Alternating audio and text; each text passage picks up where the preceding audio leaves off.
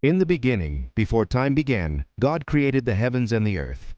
He spoke light into existence, separated the waters, formed the dry land, and filled it with every living thing.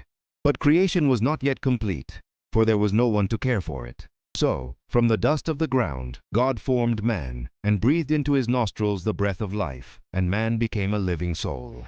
This man was Adam, the first human being. God placed Adam in a beautiful garden called Eden, a paradise filled with trees, flowers, rivers, and every creature imaginable. In the center of the garden stood two special trees, the tree of life and the tree of the knowledge of good and evil. God gave Adam freedom, saying, "You may freely eat from every tree in the garden, but from the tree of the knowledge of good and evil you shall not eat, for in the day that you eat of it, you shall surely die." Adam obeyed, but God saw that it was not good for man to be alone.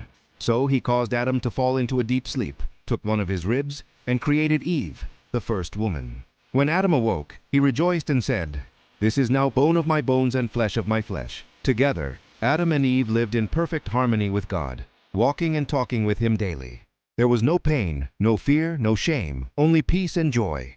But among the creatures in the garden was one called the serpent, more cunning than any other. One day the serpent approached Eve and asked, "Did God really say you must not eat from any tree in the garden?"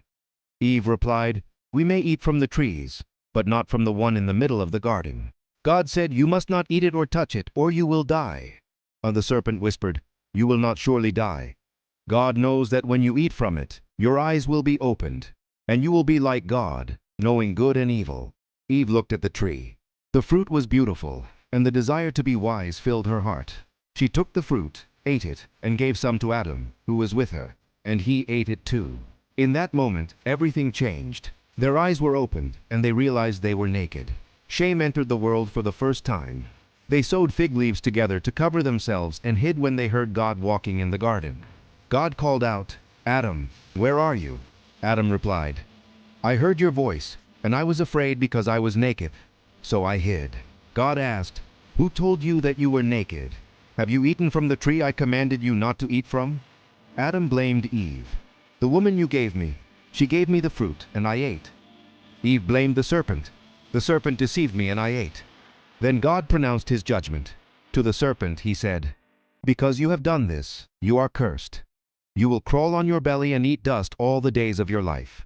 And I will put enmity between you and the woman, and between your offspring and hers. He will crush your head, and you will strike his heel."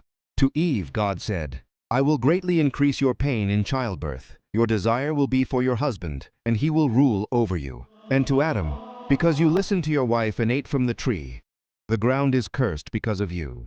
By the sweat of your brow you will eat your food until you return to the dust." Then God made garments of animal skin for Adam and Eve, a sign that even in judgment there was mercy.